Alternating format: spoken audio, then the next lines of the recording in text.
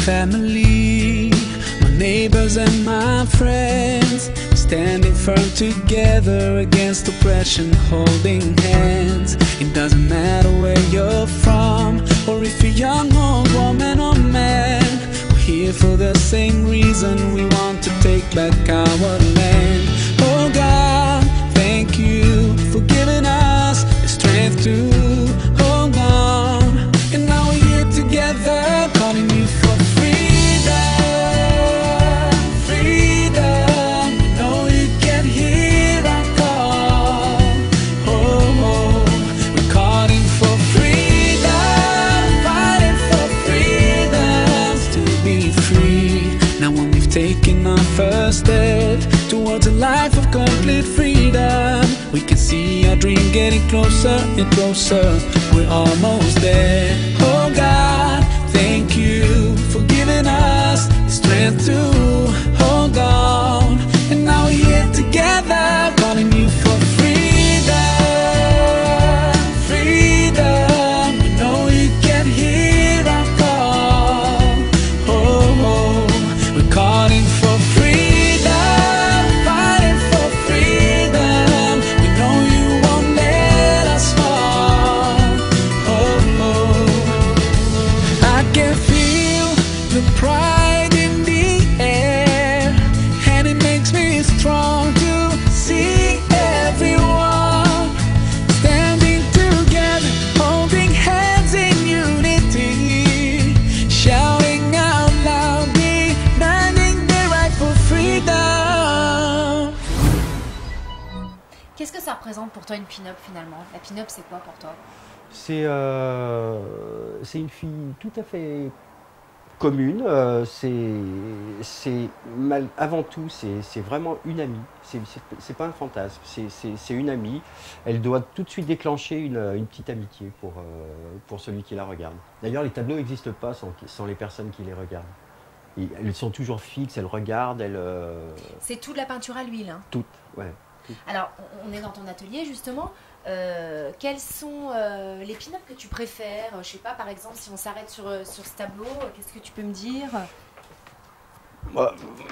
Là, les visages, c'est vraiment pour faire ressortir voilà, Celle-ci, elle est le assez côté. sexy, par exemple. Ouais, elle est sexy, mais voilà, c'est des filles qui sont intimes avec toi et qui vivent normalement, sans se cacher. C'est pas, elle essaye pas d'être sexy justement. Elle vit sa vie normalement Elle est blonde, elle est brune, elle est rousse, c'est pin-up, ouais, alors, elle est comment? bah, elle est toutes les couleurs en fait. Elle est grande, elle est petite, elle est voluptueuse, elle est mince, elle est plus grasse. Ça n'a aucune importance en fait. C'est le style qui importe. Donc c'est le style en gros heureux, bonheur, c'est un petit peu tout ça que véhicule la pin-up, que véhicule tout ce côté un peu vintage, Ouais. années 50. C'est pareil, donc dans ton atelier on voit qu'il y a tout un tas d'objets Alors ça c'est de pour mettre, cette ouais, époque. c'est pour mettre une petite ambiance, c'est pour un petit peu rappeler tout ce qu'a véhiculé les marques comme Coca, comme Pepsi, comme un tas de marques qui à l'époque faisaient justement une vie idyllique quoi. Est-ce que tu as un petit rituel quand tu peins? Eh ben j'ai pas de rituel, non. Non. Tu peins à quel moment de la journée? Il y a un moment que tu préfères? Il n'y a aucun moment que je préfère, c'est quand je suis inspiré. Alors il y a des jours où tu n'as pas de main, il y a des jours où tu es en super forme et ça va bien. Alors les jours où tu n'as pas de main, moi je dessine, je fais beaucoup de petits dessins. Tu verras sur ma table, il y a plein de petits croquis en général qui vont soit sortir, soit ça n'a pas d'intérêt, mais il y a toujours un petit croquis quand j'ai 2 minutes. Ou alors quand un client vient, je croque ce qu'il a besoin de faire ressortir parce qu'on me fait des commandes pour avec Tu des travailles comment passions. aujourd'hui? Tu travailles, c'est uniquement je crois que tu as peint aussi sur des fresques, Alors ouais, j'ai 3 activités. J'en ai une donc de peinture, donc où là je fais ce que j'ai envie.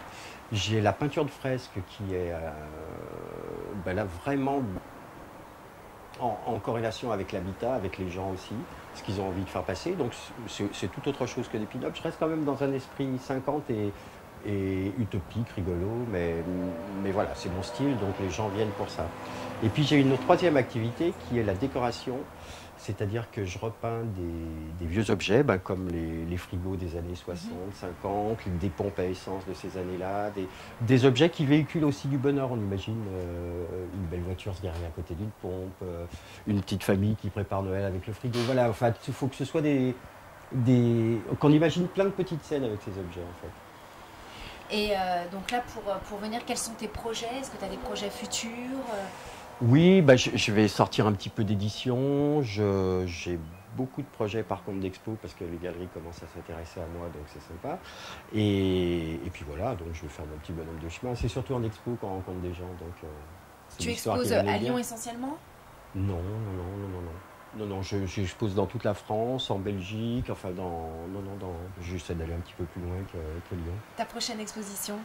Ma prochaine exposition, elle sera, attends voir, elle sera dans le Perche. Je me D'accord. souviens plus du Prévu nom pour quand? pour le mois de juillet. Pour le mois de juillet, Ouais. donc très bientôt. Ouais. Je te remercie Marc, on a été ravis pour Such a Star de découvrir tout ton univers. Et puis donc on se donne rendez-vous très prochainement pour Such a Star, soit à Lyon, soit en Belgique, soit à l'autre saison. Avec joie, bien Et sûr. avec grand plaisir en tout cas. Eh ben merci. Merci Marc. C'était Sophie B pour Such a Star en direct de l'atelier de Marc Curial.